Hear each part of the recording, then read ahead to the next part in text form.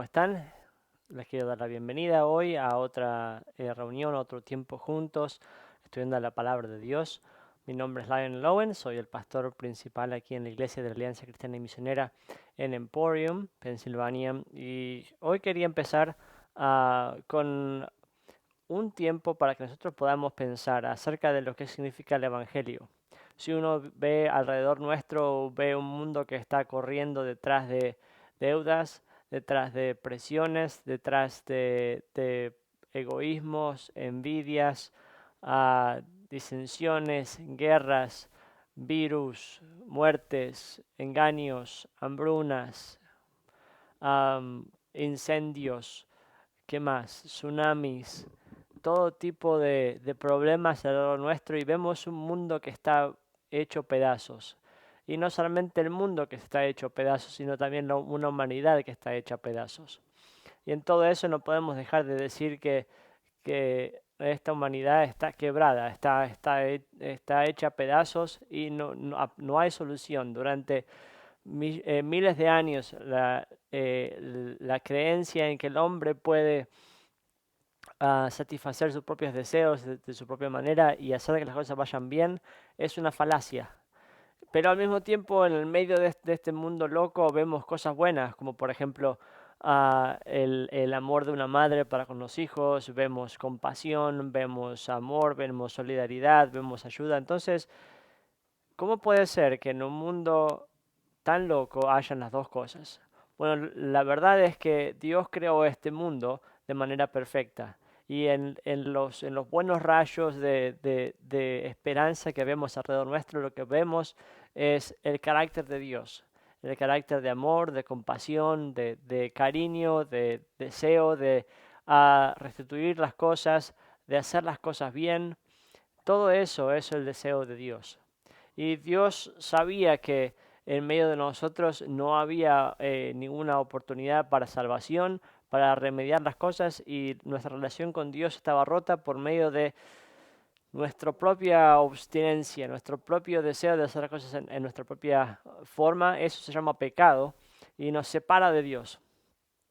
El pecado nos hace pensar que estamos en control de todo, pero la verdad lo que estamos haciendo es destruir todo, destruir nuestra propia vida, destruir a las personas alrededor nuestro y terminar en un camino de perdición, en un camino que para el hombre parece camino de bien, pero su final es un camino de muerte. Solamente abramos los ojos y veamos lo que pasa alrededor nuestro por medio de años, años y años. Es el volver a repetir la misma historia de destrucción y de autodestrucción de este mundo. Pero Dios no quiso que las cosas terminaran así. Entonces, sabiendo que no podíamos salvarnos de nosotros mismos, envió a su único Hijo, a Jesús, para que viviese como nosotros, quien es la segunda persona de la Trinidad, se despojó de sí mismo de todos privilegios y vino a vivir como nosotros para morir en la cruz, morir el pecador, por el pecador, la persona que no tenía ningún pecado, el inocente por el pecador. ¿Por qué? Porque nuestro propio pecado nos lleva a nuestra propia muerte, pero la esperanza que tenemos en Jesús es que el Hijo de Dios, que es sin pecado, fue a la cruz para morir en nuestro lugar, para que cuando nosotros recibimos ese regalo del perdón y de la oportunidad de una nueva vida en Cristo, podamos tener una relación nueva con Dios y haya oportunidad y haya esperanza para una vida distinta, y un futuro distinto. ¿Por qué es importante que sepamos este mensaje? No solamente que lo sepamos, sino porque solamente en Jesús hay esperanza de vivir una vida distinta. Y sabemos que va a haber un momento en que nosotros vamos a morir y ¿qué viene después? No es un morir sin esperanza, sino vivir con esperanza, sabiendo que Dios está de otro lado, sabiendo que hay vida eterna en Cristo Jesús, que Él va a separar al mundo en los que creyeron en Él y los que no creyeron en Él, los que decidieron seguir su propio camino de independiente de Dios y de autodestrucción, o los que decidieron confiar en el sacrificio de Jesús en la cruz. por eso es tan importante que nosotros sepamos que hay solamente un camino para salvación, una sola esperanza, y la esperanza es en Jesucristo. Hoy quiero invitarte a que si no has tomado esa decisión de decir, Señor, yo creo que soy un pecador, entiendo que mi vida sin vos es un desastre y quiero pedirte que vengas a mi vida. Acepto y reconozco que mi única salvación está en Jesús, en el sacrificio que Él hizo en la cruz por mí, yendo a morir a esa cruz en mi lugar. Pero sabemos que, Señor, confío y creo en que la vida de Jesús no terminó ahí, sino que Dios lo resucitó de los muertos para que podamos tener esperanza, o una nueva vida, resurrección en una nueva vida. Entonces hoy, Señor, te pido que vengas a mi vida y que me ayudes a vivir de forma distinta.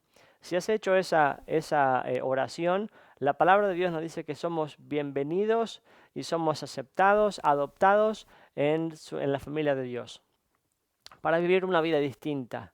Entonces quiero llevarnos también a que leamos la palabra de Dios en esta luz, en la luz de esperanza que es la palabra de Dios. Y que juntos veamos, ¿y ahora qué? Ahora que estoy en Cristo, ¿qué significa todo esto? Entonces veamos juntos en la palabra de Dios. Y quiero llevarnos a una palabra muy especial que es en el libro de Apocalipsis, Apocalipsis capítulo 1. Y la pregunta que te quiero hacer es, ¿por qué vamos al libro de Apocalipsis? ¿Quién escribió este libro? ¿Cuál es el mensaje de este libro? ¿Por qué es tan importante que estudiemos esta sección de Apocalipsis capítulo 1, versículo 4 al 8?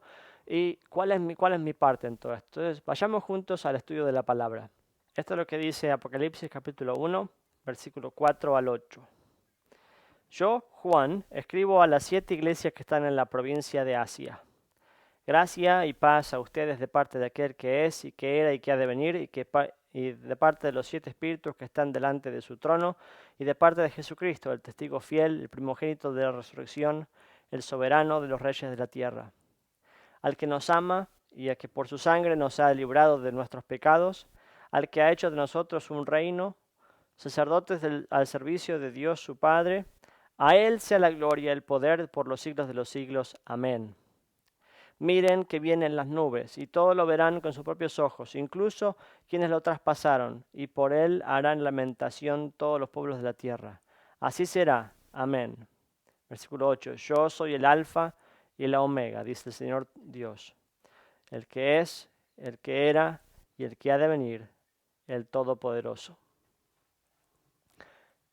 ¿Qué pasaje? ¿Qué mensaje? Entonces, mi primera pregunta es, ¿quién es el autor de este mensaje? Bueno, cuando empezamos, el que dice yo, Juan, es el discípulo Juan.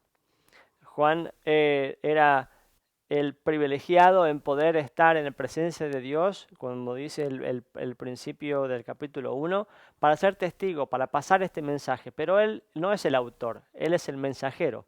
El autor es Dios mismo, que nos quiere dar este mensaje. Entonces tenemos esta sección, dice que es para las 7 iglesias que están en la provincia de Asia. El mensaje del libro de Apocalipsis es profético, entonces tiene un mensaje inmediato para la gente de las 7 iglesias en Asia, que más adelante lo dice, pero al mismo tiempo también es un mensaje para la iglesia que ha de venir, la iglesia que vendrá desde la perspectiva de Juan, que seríamos también nosotros a lo largo de la historia. Entonces, el mensajero Juan escribe esto para las iglesias y nosotros somos beneficiarios de eso. Dice, gracia y paz a ustedes de parte de aquel que es y que era y que ha de venir. ¿A quién se refiere? A Dios el Padre.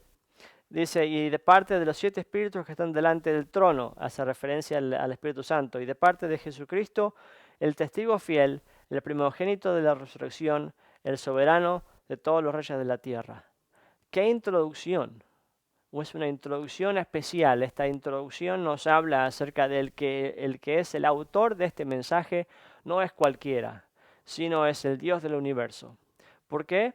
Porque el Dios del universo está mandando un mensaje y escribe este mensaje y se asegura de que este mensaje perdure por el tiempo, porque quiere que estemos enfocados, que no perdamos el foco de atención a lo que Él quiere. Dios está diciendo, yo mismo estoy activo en tu presente. Muchas veces pensamos que Dios está ausente de nuestro presente, que está distante, que está a lo lejos y que no hay relación entre lo que pasa aquí en la tierra y lo que pasa en el cielo. Pero Dios está diciendo, yo soy el que ha sido por siempre, el que es, el que era y el que debe venir, de parte de los 7 espíritus y de parte de Jesucristo, el testigo fiel. Los tres están interesados en que sepamos que nuestra vida es mucho más que el trabajo diario, es mucho más que nuestro diario esfuerzo por sobrevivir. Y Dios no quiere que nos quedemos pensando que Dios está ausente, sino que quiere que sepas que está activo y está escribiendo una historia, la historia del mundo, la historia de salvación. No está escribiendo la historia del mundo que va en caída, pero sino la historia del mundo que termina con la salvación y la restauración de todas las cosas de como Él las hizo.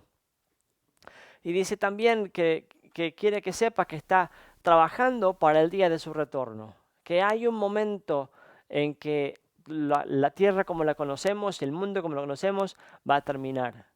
Va a ser un momento en que nadie lo esperaba, pero es importante que sepamos que los eventos que están sucediendo, Dios en su soberanía estaba obrando y moviendo las cosas para que sepamos que va a venir un día en que Dios va a terminar con las cosas como están ahora para darnos otro tipo de vida, en la vida de la esperanza y la total salvación que Él preparó para los que lo siguen. Y dice, gracia y paz. Nadie más puede dar gracia y nadie más puede dar paz si no es la gracia y la paz que vienen de Dios. Todo el resto de la gracia y la paz son ficticios. La única que puede venir de Él auténtica viene de Dios el Padre, del Espíritu Santo y de Jesucristo mismo. Y el mensaje que está dando es porque Él no quiere que la iglesia, que los que hemos aceptado al Señor Jesús como nuestro Señor y Salvador, vivamos en desconexión, que sepamos que tenemos un rol que jugar, que no nos perdamos la oportunidad de vivir en nuestra identidad en Cristo. Entonces, ¿qué dice? Dice esto. Al que nos ama, esto es como un prólogo, pero maneja mucho del mensaje que viene por delante. Al que nos ama y al que por su sangre nos ha librado de nuestros pecados. Esto es Jesucristo. Al que ha hecho de nosotros un reino, sacerdotes al servicio de Dios el Padre. A Él sea la gloria, el poder y el poder por los siglos de los siglos. Amén. Miren que vienen las nubes y todos lo verán con sus propios ojos, incluso quienes lo traspasaron, y por Él harán lamentación todos los pueblos de la tierra. Dice, miren que vienen las nubes. Está diciendo que, miren, el tiempo está por venir, el Señor está por venir. Eso significa que hay una ventana de oportunidad. Es como cuando estamos jugando un partido, sea fútbol americano o fútbol, como lo dicen acá, soccer. Hay ciertos momentos en que sabemos que hay una ventana de oportunidad. Puede ser un pase, puede ser una jugada especial, pero no está abierta esa jugada por todo el tiempo. Hay solamente un cierto tiempo de oportunidad. Y Dios está diciendo, miren, el tiempo de oportunidad para salvación es limitado, no es para siempre. Es limitado porque hay un momento en que Jesús va a venir. Y el Señor está viniendo. Y cuando ha de venir, no hay más tiempo. Pero nadie sabe el tiempo. ¿Cuándo va a ser? No estamos en control del cronómetro, de cuándo empezó, ni siquiera de cuándo termina. Solo estamos en el proceso de que sabemos que la ventana está abierta y hay un tiempo que está contando y el tiempo se está acabando. Pero si la iglesia no vive en la identidad y el propósito que Dios le dio, lo único que estamos haciendo es perdiendo tiempo. Y Dios no quiere que estamos perdiendo tiempo. Dios no quiere que vivamos desconectados de la identidad en Cristo ni del propósito que nos dio, sino que está diciendo, miren, yo no miento, yo no estoy diciendo cualquier otra cosa más que la verdad. Con todos mis galones y mi autoridad y mi autoridad estoy diciendo que esto va a suceder. Entonces la iglesia está llamada a no perder el tiempo, a usar bien el tiempo, saber que nuestro tiempo de oportunidad para que el mundo conozca del amor y la salvación de Cristo es limitado, no es para siempre. Entonces la pregunta es, ¿qué estamos haciendo? El título de hoy dice que disfruta de tu identidad, disfruta de tu asignación celestial. Disfruta. Porque si Dios nos salvó, dice, al que nos ame por su sangre nos ha liberado de nuestros pecados, Dios no quiere que corramos con esos mismos afanes que el mundo está corriendo. Quiere que vivamos en su reino, en el reino que vive de maneras distintas, de formas distintas, que reaccionan de formas distintas, que su propósito es distinto, que su anhelo es distinto, que su corazón late por cosas distintas. Y dice que nos ha hecho sacerdotes al servicio de Dios su Padre. Significa que el sacerdote es el intermediario entre Dios y la gente. ¿Y quién es eso? Es el privilegio de representar a Cristo en donde estamos. Cristo es el único intermediario entre Dios y los hombres, Jesucristo hombre. Pero Dios nos llama de ser sacerdotes, nos hizo sacerdotes. Entonces, no sé cuándo fue la última vez que te viste como un rol de sacerdote. Pero Dios te ha dado este rol. No porque hayas estudiado para ser un sacerdote, sino que Dios te ha llamado a esa función, a ser intermediario, a ser luz en las tinieblas, a vivir de forma distinta. Cuando hay muchas tinieblas, la pequeña de las luces brilla por el contraste. Y Dios nos está llamando a eso. Quiero que nos enfoquemos en la diferencia entre el reino de Dios y los reinos de este mundo. Los reinos de este mundo corren como si fuese una carrera por saber quién tiene más poder, por quién va a sobrevivir. Y todo lo que hacen es luchar para poder mantener lo que tienen o acumular más. En el reino de Dios las cosas son distintas. El rey que no tiene problemas, porque su autoridad nunca estuvo en cuestionamiento, dejó todo para venir y darse a sí mismo el rescate por su gente. ¿Cuándo fue la última vez que viste a un rey hacer eso? ¿Cuándo fue la última vez que viste a un influencer o a un político dar de lo que tiene por el rescate de los demás? Estamos en un mundo en que todos corren detrás de sus propias agendas y sus propias prioridades, pero nuestro rey es distinto. El Señor Jesús es el rey que sirve. Pero cuando el Señor vuelva, ese rol habrá de ser distinto. Porque Él nos está mostrando primeramente que cuando el Señor vino como la actitud de siervo, pero cuando el Señor viene en su segunda venida, ya no viene como solamente el cordero, pero viene como el rey y el juez. Entonces ese tiempo de oportunidad, el llamado es para la iglesia, es vivir en esta misma actitud de servicio que Jesús tuvo. Para vivir en medio de este mundo que corre por sus propias ambiciones, Dios nos llama a vivir en una vida de servicio para con los demás. Mientras los reinos de este mundo corren y quieren y usan a toda la gente para sus propios beneficios y para su propia acumulación de recursos, el Rey de Reyes y Señor de Señores da de sus recursos para los que no tienen, da de su salvación para los que no tienen, da de su vida por rescate de los que están yendo a la muerte. Miren la diferencia. Miren la diferencia en que tampoco uno nunca va a ver a un líder de este mundo o a un influencer o a un atleta perdiendo el tiempo con cosas que realmente le van a estropear su imagen, porque están muy preocupados con qué imagen dan.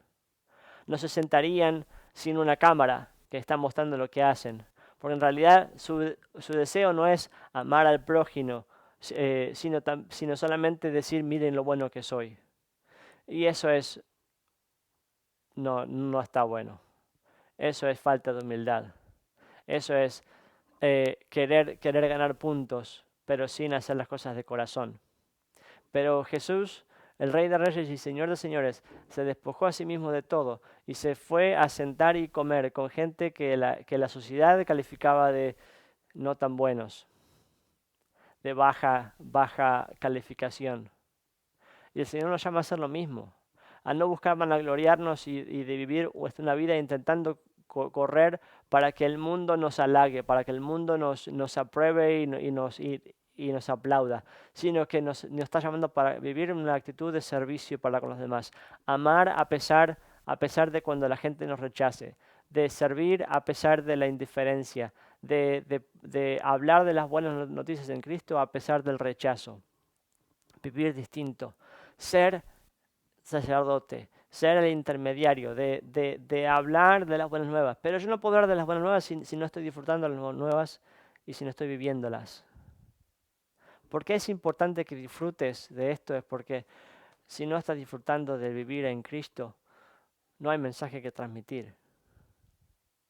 Y es importante que vivamos en la plenitud de lo que Cristo nos ha dado.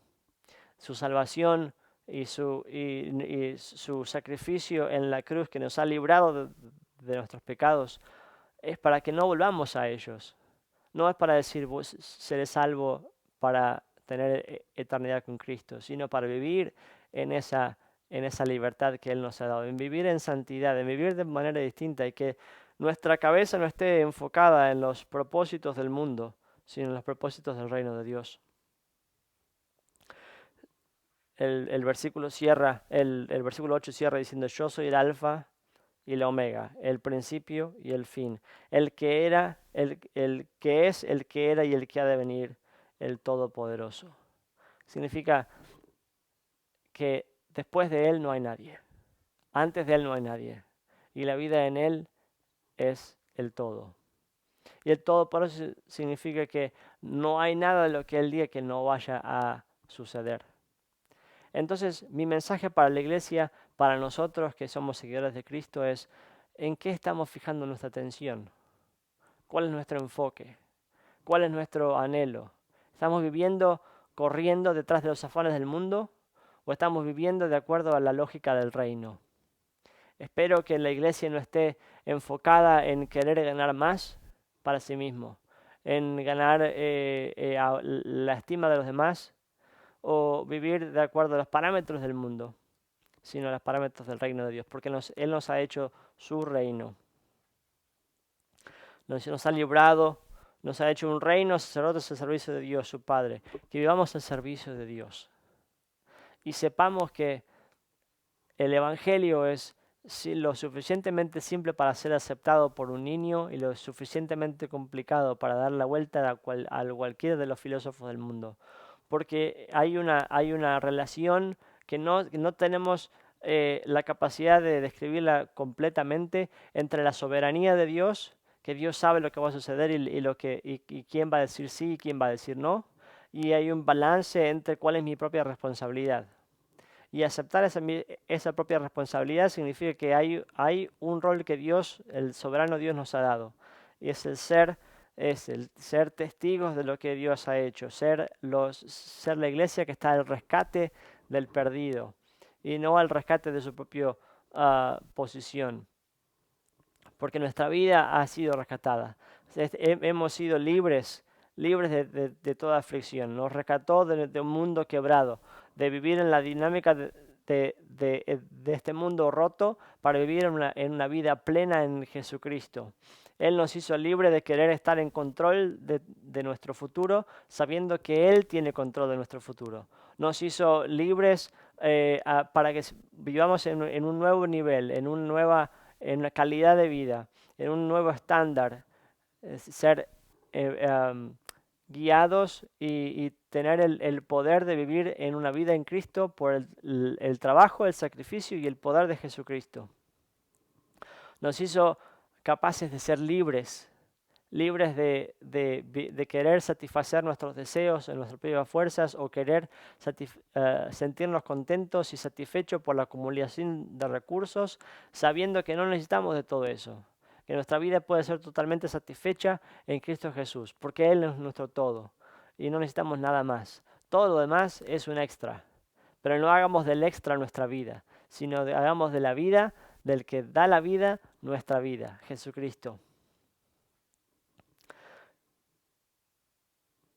¿En dónde estamos? ¿Estás consciente de esta ventana de oportunidad que se está cerrando? Es mi oración que vivamos de manera distinta, aprovechando cada momento, viviendo para el reino de Cristo, viviendo para el servicio de Jesucristo y viviendo en una nueva calidad de vida, sabiendo que Dios nos ha puesto en el lugar donde nos ha puesto con propósito, para que vayamos a hablar de las buenas nuevas, de cómo Cristo ha cambiado nuestra vida y dado esperanza. Que Dios te bendiga y te use, pero ten en cuenta que el Dios del universo te está llamando para que tu enfoque sea el correcto y que disfrutes de tu llamado celestial, disfrutes de este llamado que es único, pero el tiempo sigue contando, el tiempo sigue pasando y que es mi oración que la iglesia no esté dormitando o pensando en otra cosa y perdiendo la oportunidad. Quiero cerrar con esta idea. Mi mamá cuando era chico hacía bordados y cuando hacía bordados hay siempre un lado que es el lado contrario al que se ve que tiene un desastre de hilos atrás. En nuestra perspectiva siempre estamos mirando desde este lado de la eternidad, no entendiendo qué es lo que pasa desde del otro lado. Del otro lado, del lado celestial, se ve todo con claridad y tal vez el nuestro no se ve con claridad. Pero porque no veamos con claridad no significa que Él no lo sabe. Y hay un momento en que la última punzada, aguja va a venir y el tiempo ya se va a acabar. No es más tiempo de trabajar en el bordado en sí, sino en el momento en disfrutar del bordado. Va a haber un momento en que los hilos colgantes van a ser cortados, que todo va a estar puesto a un lado y no va a haber más tiempo de trabajar en eso, sino un momento en disfrutar del trabajo que Dios ha hecho. El tiempo de oportunidad se va cerrando y es mi deseo que la iglesia viva, que vivamos en la plenitud de este reino, del reino de Cristo, que es diferente a los reinos de este mundo. Que vivamos en una actitud de servicio y vivamos nuestro llamado de ser sacerdotes al servicio de Dios. Dios te bendiga, disfruta tu llamado, disfruta tu lugar en el reino de Cristo y disfruta al Señor de señores. Dios te bendiga.